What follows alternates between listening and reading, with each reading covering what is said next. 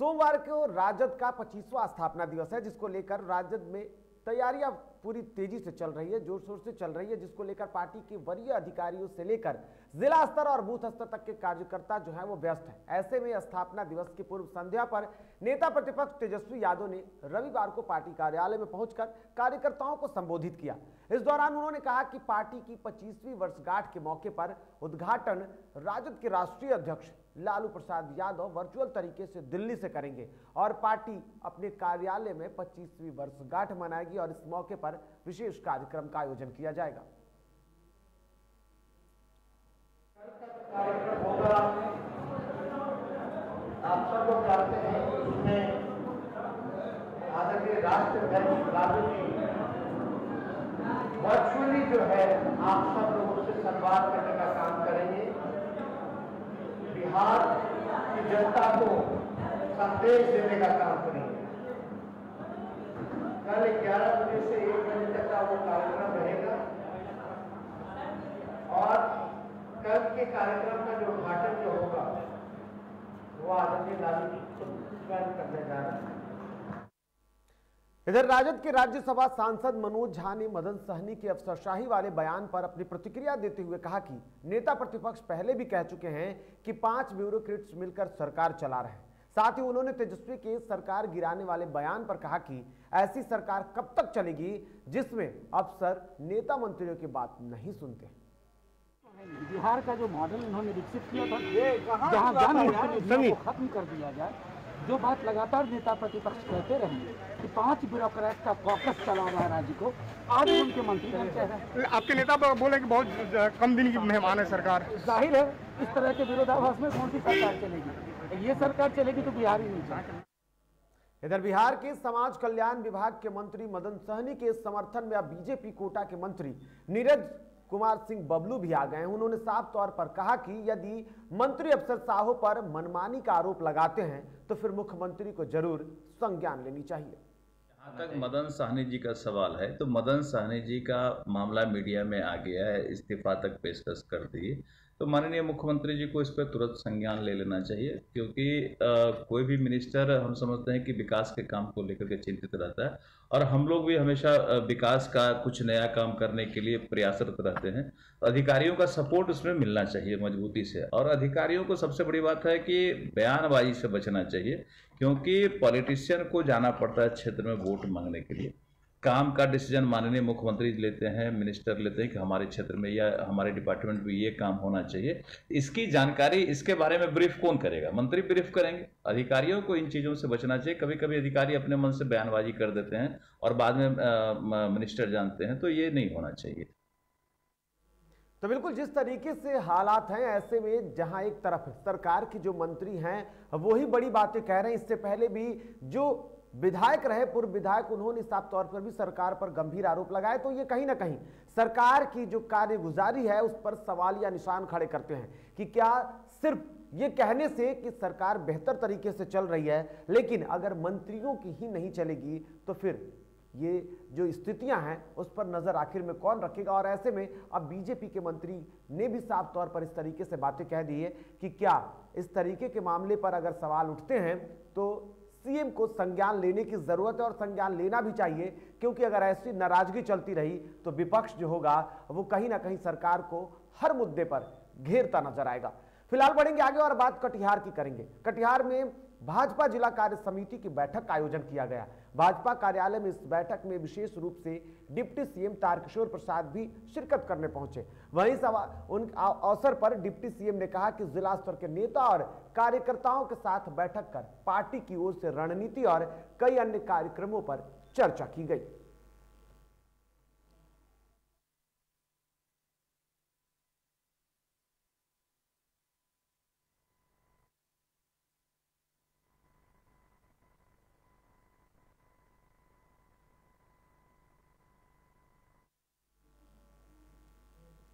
इधर वैशाली जिले के भगवानपुर में राजद के 25वें स्थापना दिवस की पूर्व संध्या पर राजद कार्यकर्ताओं द्वारा अनोखे रूप से पार्टी का स्थापना दिवस मनाया गया। इस दौरान राजद नेता केदार प्रसाद यादव और राजद नेत्री मंजू सिंह के नेतृत्व में राजद कार्यकर्ताओं ने पानी में नाव पर चढ़कर केक काटकर स्थापना दिवस मनाया। इस दौरान जिस तरीके से उन्होंने संदेश देने की कोशिश की, यह कहीं ना कहीं सरकार पर एक बड़ा हमला था। तो बिल्कुल आपको बता दूं कि राजद का 25वां स्थापना दिवस है और ऐसे में तैयारी पूरी जोर शोर से चल रही है और अपने अपने अंदाज में राजद के जो कार्यकर्ता हैं, लालू प्रसाद यादव की उस पुरानी नीतियों पर चलते हुए, उनको मानते हुए और एक अलग अंदाज में इस कार्यक्रम को बखूबी पेश करने की कोशिश कर रहे हैं। और ऐसे में अब नाव पर केक काटते हुए स्थापना दिवस की पूर्व संध्या पर यह अवसर देखने को मिला। कर रहे हैं कि पूरे बिहार में 75% जगह पर पानी ही पानी है। हमारे किसान जो अन्नदाता है उनका सारा खेत दहा गया। ये आज तूफान के वर्षा के समय से लेके अभी तक, उधर नेपाल से हम लोग तबाह हो गए, ये गंगा गंडक से हम तबाह है। इसलिए हम लोग प्रण लिए हैं कि हम पार्टी का अधिवेशन किसान मजदूर के साथ मनाएंगे और खेत जो हमारा दह गया है पूरे पानी में, चारों तरफ पानी ही पानी है, तो आखिर हम जाए तो कहाँ जाए। तो बिल्कुल जिस तरीके से राजद के कार्यकर्ताओं ने संदेश देने की कोशिश की कि प्रदेश के लगभग 11 ऐसे जिले हैं जहां पर बाढ़ का खतरा मंडरा रहा है और स्थितियां ऐसे में किसानों के लोग देखा जाए तो किसान परेशान है और यही संदेश देने की शायद कोशिश कर रहे थे।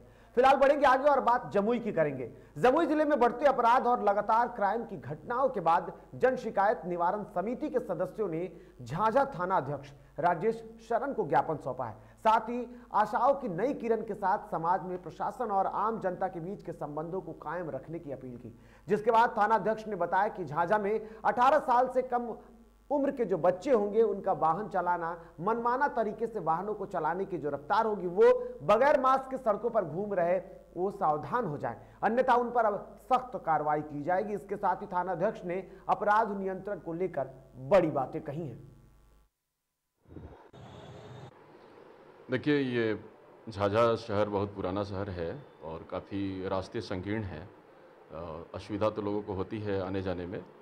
तो सबसे पहले तो हम लोगों से अपील करेंगे कि अपनी गाड़ियों को यत्र तत्र शहर में नहीं लगाएं। उसको जो नो पार्किंग जोन है वो उस जगह को बिल्कुल ही वैकेट रखें ताकि आने जाने वाले लोगों को असुविधा नहीं हो। इधर बक्सर में राजद नेता दीपक कुमार यादव की गोली मारकर हत्या हो गई थी, जिसके बाद सिमरी थाने में अज्ञात अपराध कर्मियों के विरुद्ध मामला दर्ज किया गया। पुलिस अधीक्षक नीरज कुमार सिंह ने बताया कि अनुसंधान के क्रम में उत्तम यादव को बीगू डेरा थाना सिमरी से गिरफ्तार किया गया, जिससे आरोप को स्वीकार किया गया। उसके बाद बताया यह भी गया कि मृतक ने उससे 30,000 रुपए उधार लिया, जिसके बाद वो पैसा लौटाने में आनाकानी करने लगा, जिसके बाद ये पूरी घटना को अंजाम दी गई। तो कहीं ना कहीं ये पूरी तरीके से स्थितियां जो है वो अब पुलिस की गिरफ्त में है और इस पर लगातार जांच चल रही है। इस कांड का सफलतापूर्वक उद्भेदन हम लोगों ने किया है। अब तक इसमें 2 व्यक्तियों को हम लोगों ने गिरफ्तार किया, जिनका नाम उत्तम यादव और बबलू यादव है। दोनों व्यक्ति इनके पूर्व के जान पहचान के थे। जिनकी में हत्या हुई है दीपक यादव की, ये पूर्व की से इनके जान पहचान था। कुछ कारण से इन लोगों के बीच में पैसे के डिफरेंसेस लेके एक विवाद हुआ। वो विवाद धीरे धीरे बढ़ते बढ़ते जो है कि इस हत्या के घटना के रूप में परिवर्तित हो गया। इधर पूर्णिया में इन दिनों अपराध की घटनाएं थमने का नाम नहीं ले रही है। ताजा मामला चूनापुर पावर ग्रिड के पास की है, जहां एयरफोर्स के इलेक्ट्रीशियन सुरेंद्र यादव की गोली मारकर हत्या कर दी गई। मृतक चूनापुर एयरपोर्ट में 4th वर्गीय कर्मचारी यानी कि इलेक्ट्रीशियन पद पर तैनात थे। वो रात में साइकिल से ड्यूटी कर रहे थे। रविवार की सुबह चूनापुर पावर ग्रिड के पास उनका शव बरामद हुआ है। फिलहाल पुलिस पूरे मामले की छानबीन कर रही है।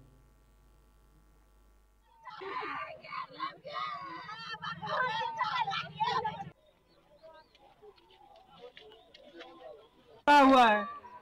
गोली मारा गया है। कब मारा गया है? सुबह में लगता है 3 बजे करीब में मार के इसको फेंका है। अरे कौन है मृतक? कौन है? क्या नाम है उनका? घर का भाई लगेगा ये। क्या नाम है उनका? सुरेंद्र यादव नाम। उनके पिताजी क्या नाम है? जगदेव यादव। क्या लग रहा है ये क्या मतलब पुरानी दुश्मनी के साथ इनको मारा गया है? दुश्मनी तो किसी से नहीं था इसका। और यहाँ वक्त हो चला एक छोटे से ब्रेक का, जल्द लौटते हैं। देखते रहिए DTV भारत।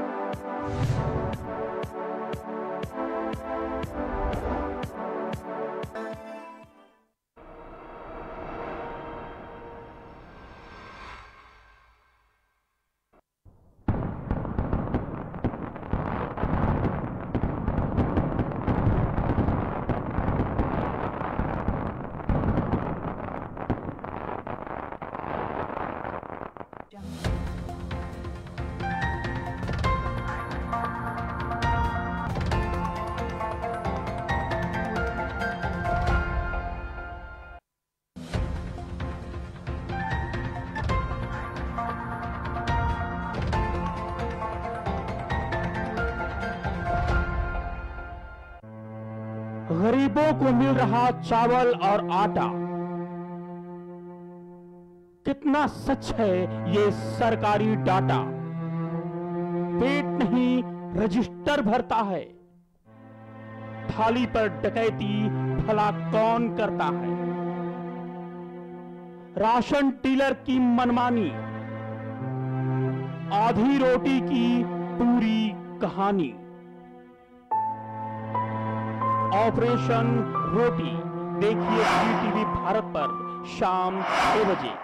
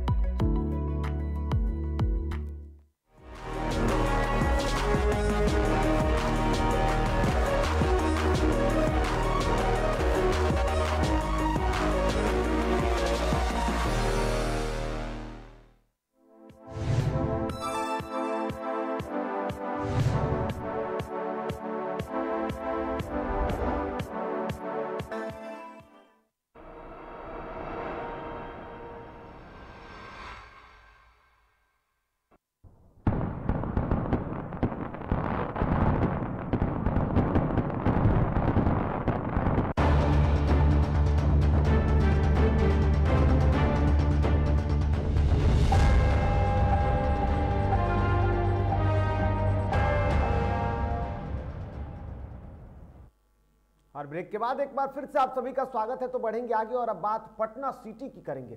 पटना सिटी के मुराद वेलफेयर ऑर्गेनाइजेशन द्वारा एक निजी नर्सिंग होम में कोविड वैक्सीनेशन सेंटर का शुभारंभ किया गया, जिसमें दर्जनों लोगों ने कोरोना का टीका लिया। इस मौके पर पूर्व पार्षद और ऑर्गेनाइजेशन के सचिव गुलफिसा जबी उर्फ सुगन ने कहा कि कोविड का घातक रोग है और इसे देखकर लोगों को सचेत रहने की जरूरत है।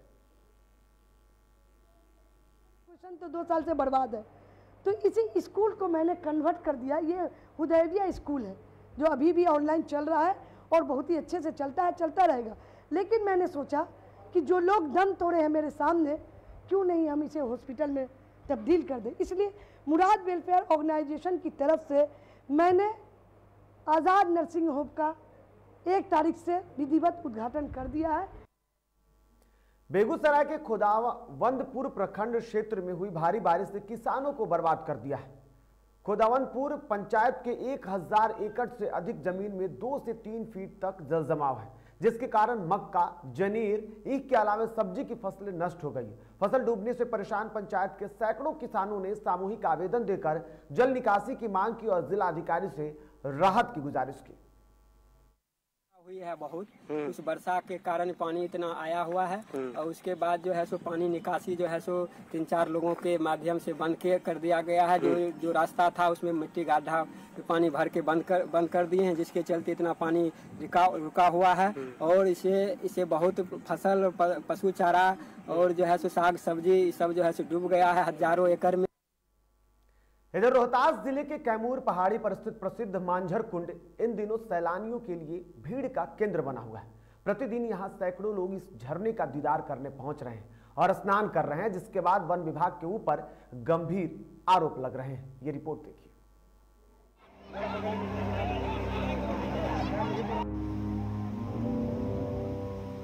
ये तस्वीर देखिए, ये तस्वीरें आपको लुभा रही होंगी। यहाँ के कलकल बहते झरने, महबूबा के पायल की तरह छनछनाती पानियों की आवाज पर्यटकों को लुभाती है। जी कर रहा होगा कि काश एक बार आप भी इस झरने का मजा ले लें। जी तो ये भी कर रहा होगा कि यहाँ की यादों को अपने कैमरे में उतारें और हमेशा हमेशा के लिए संजो कर रख लें। लेकिन ये तस्वीरें फिलहाल कई सवालों को खड़ा कर रही है। दरअसल रोहतास जिले के कैमूर पहाड़ी पर स्थित यह प्रसिद्ध मांझर कुंड इन दिनों सैलानियों के लिए बड़ा केंद्र बना हुआ है। प्रतिदिन यहाँ सैकड़ों लोग इस झरने का दीदार करने पहुंच रहे हैं और तो और जो पहुंच रहे हैं वो अपनी स्नान करने की महत्वाकांक्षा को भी पूरा कर रहे हैं। लेकिन सबसे बड़ी बात है कि जिस तरह से कोरोना के संक्रमण का दौर चल रहा है, ऐसे में एक साथ सैकड़ों लोगों का सामूहिक स्नान कहीं ना कहीं संक्रमण के खतरे को न्योता नहीं देता है। सासाराम के मकबूल माधव कुंड में हम लोग एंजॉय ले रहे हैं। कोरोना अब ना के बराबर है, मार्च तक ही कोरोना रहता है। रोहतास जिला मुख्यालय से 12 से 15 किलोमीटर दूरी पर स्थित कैमूर पहाड़ी के मांझर झील ऐसा लगता है कि कोरोना संक्रमण को पुनः न्योता दे रहा हो। खासकर बरसात के दिनों जैसे जून, जुलाई और अगस्त महीने में यहाँ का दृश्य काफी मनोरम हो जाता है और वही तस्वीरें एक बार फिर यहाँ देखने को मिल रही है। लेकिन आज ये लुभावनी तस्वीर ही समस्या बन रही है। ऐसा लगता है कि जैसे यहाँ आने वाले पर्यटक कोरोना संक्रमण की तीसरी लहर को न्योता दे रहे हैं। हालांकि पर्यटकों से जब कोरोना संक्रमण के खतरे के बारे में पूछा गया तो उन्होंने सरकार की रणनीतियों पर ही सवाल खड़े कर दिए। खत्म हो गया, चुनाव के टाइम में कोरोना ना होता है। झरना नहाने में कोरोना नहीं लग रहा है? नहीं, कोरोना नहीं है। लॉकडाउन खत्म हो गया, कुछ रोजगार है नहीं है, बेरोजगार आदमी है, क्या कर हम लोग आके नहा रहे हैं।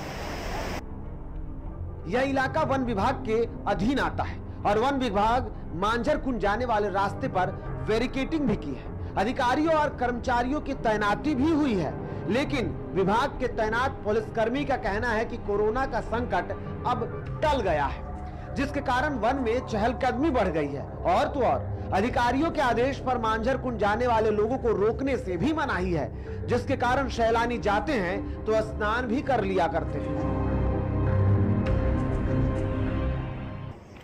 मांझर कुंड देखने जा रहे हैं। मांझर कुंड झरना, मांझर कुंड खुला है?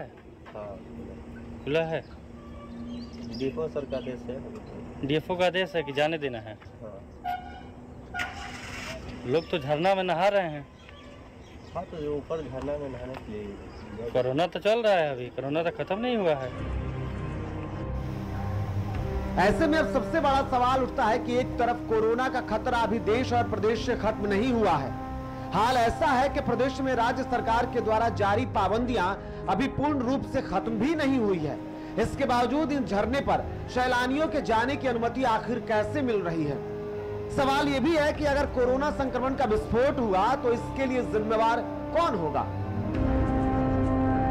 साथ ही वन विभाग के अधिकारियों से भी यह सवाल है कि क्या वन विभाग को राज्य सरकार के द्वारा जारी किसी भी तरीके के नियमों को पालन करने के लिए आदेश अलग से मिलता है? डीटीवी भारत के लिए रोहतास से अश्विनी पांडे की रिपोर्ट। इधर आरा के विभिन्न स्टेशनों पर मधुबनी पेंटिंग अंकित की जा रही है, जिसके बाद भोजपुर जिला के आरा रेलवे स्टेशन परिसर पर भोजपुरी चित्रकला अंकित करने की मांग को लेकर के 34 दिनों से लगातार आंदोलन जारी है। इसी बीच 34वें दिन कलाकारों ने भोजपुरी लोक संगीत के साथ प्रदर्शन किया। प्रदर्शन के दौरान एक युवा कलाकार पल्लवी प्रियदर्शी ने जब भोजपुरी में चल रहे अश्लीलता के बारे में पूछा गया तो पल्लवी ने बताया कि भोजपुरी भाषा में अश्लीलता बढ़ाने का मुख्य कारण भोजपुरी समाज के जुड़े हुए लोग हैं, क्योंकि यह लोग अश्लीलता सुनना पसंद करते हैं। साथ ही उन्होंने लोगों से अश्लीलता का बहिष्कार करने की मांग की।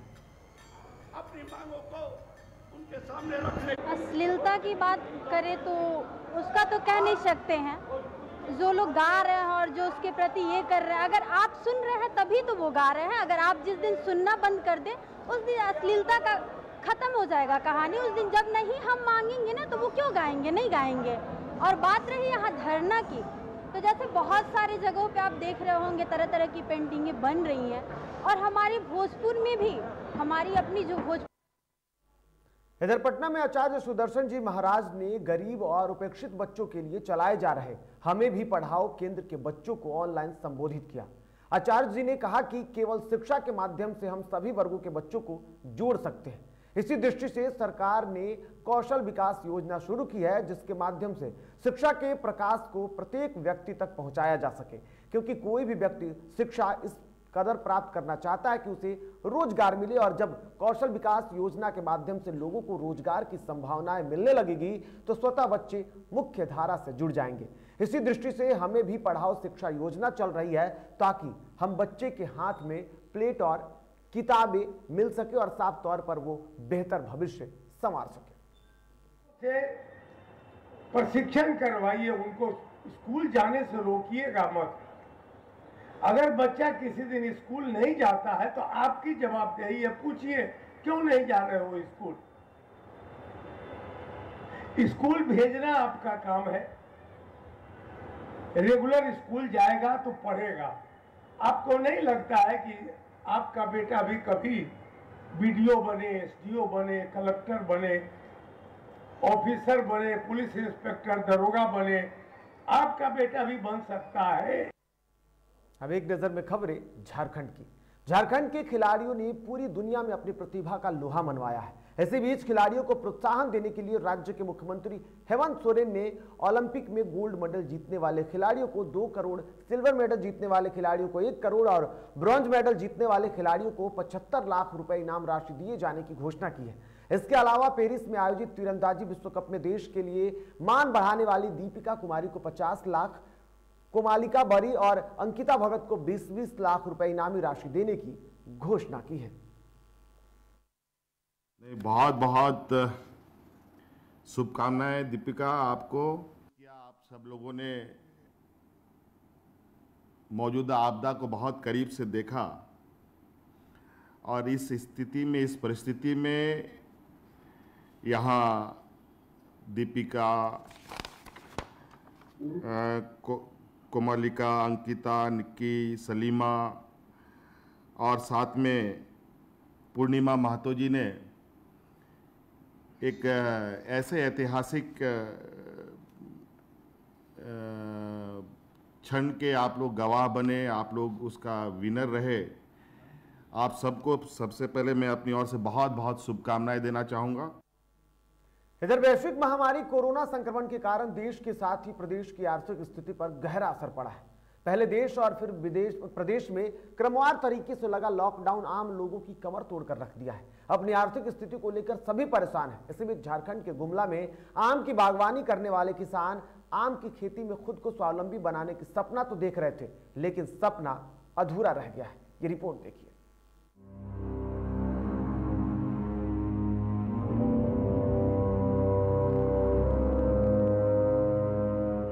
वैश्विक महामारी कोरोना संक्रमण के कारण देश के साथ प्रदेश की आर्थिक स्थिति पर गहरा असर पड़ा। पहले देश और फिर प्रदेश में क्रमवार तरीके से लगा लॉकडाउन आम लोगों की कमर तोड़ कर रख दिया है। अपनी आर्थिक स्थितियों को लेकर सभी परेशान हैं। इस बीच झारखंड के गुमला में आम की बागवानी करने वाले किसान आम की खेती से खुद को स्वावलंबी बनाने का सपना देख तो रहे थे, लेकिन सपना अधूरा ही रह गया। आम तो 1 एकड़ जगह हमने लगाए दिए हो ढेर वगैरह, लेकिन इस बार लॉकडाउन कर चलते 10 रुपया 15 रुपया में बिक्री हुआ थे। दरअसल झारखंड के गुमला जिले अंतर्गत रायडीह प्रखंड के विभिन्न गांव में किसानों ने आम की खेती की, जिसकी पैदावार भी अच्छी हुई। यहां आम की खेती कर किसान अपनी जिंदगी संवारने का सपना देख रहे थे, क्योंकि यहां किसानों ने बड़े पैमाने पर आम की बागवानी कर मिसाल कायम किया, जिसे बड़े बाजारों में बेचकर किसान लाखों की कमाई कर अपने बच्चों को पढ़ाना और जिंदगी संवारना चाहते थे, लेकिन ऐसा हुआ नहीं। तो हम 1 एकड़ में जगह में लगा ही खेत में आम बा और सपना रहे हम जब छोटा पुता की पढ़ाई लिखाई कर आगे बढ़ाई का कोशिश कर रहा रही। 3 साल लॉकडाउन में कुछ ही नहीं हुआ। यहाँ के किसान ने आम्रपाली, कृष्णा, मालदा, दशहरी समेत कई प्रकार की आम की खेती की, जिसकी पैदावार तो अच्छी हुई, लेकिन लॉकडाउन के कारण सही पैसा नहीं मिलने से किसानों में चिंता गहराता जा रहा है। किसानों का कहना है कि लॉकडाउन नहीं रहता तो कमाई अच्छी खासी हो सकती थी।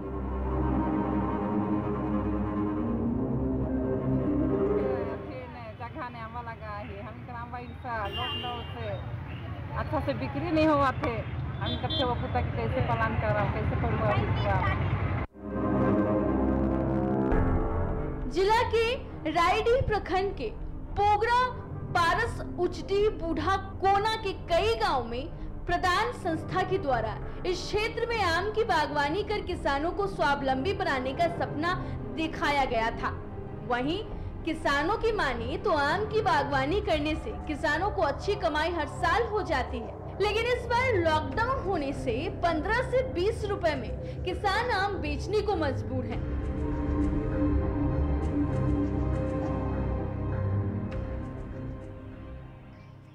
हम लोग आम का खेती लगाए हैं, इसमें प्रधान संस्था के द्वारा उसमें आम पौधा तो ठीक हुआ है और आम भी अच्छा तरह फला है और फल तो लाया, लेकिन फिर भी उसको सेल करने के लिए, बेचने के लिए हम लोग को मतलब कि सही पैसा नहीं मिल रहा है, इसलिए हम लोग को बहुत दिक्कत हो रहा है। अब ऐसे में सबसे बड़ा सवाल ये उठता है कि आम की खेती से किसान 1 लाख से 1.5 लाख रुपए कमा लेते थे, लेकिन लॉकडाउन ने किसानों की कमर तोड़ कर रख दी है। वहीं सही दाम नहीं मिलने और खेत में लगे लागत को लेकर किसान परेशान हैं, जिसके बाद किसान सरकार की ओर उम्मीद भरी नजरों से देख रहे हैं। किसानों का मानना है कि अगर सरकार से कुछ मुआवजा राशि मिली तो किसानों के आने वाले दिन बेहतर हो सकते हैं, वरना आत्मनिर्भर बनने का सपना किसानों को अगली बार के लिए संवारना होगा। डीटीवी भारत के लिए गुमला से अजीत सोनी की रिपोर्ट। तो खबरों के सफर में फिलहाल इतना ही। ताजा तरीन खबरों के लिए आप देखते रहिए डीटीवी भारत। फिलहाल मुझे और मेरी टीम को दीजिए इजाजत। नमस्कार।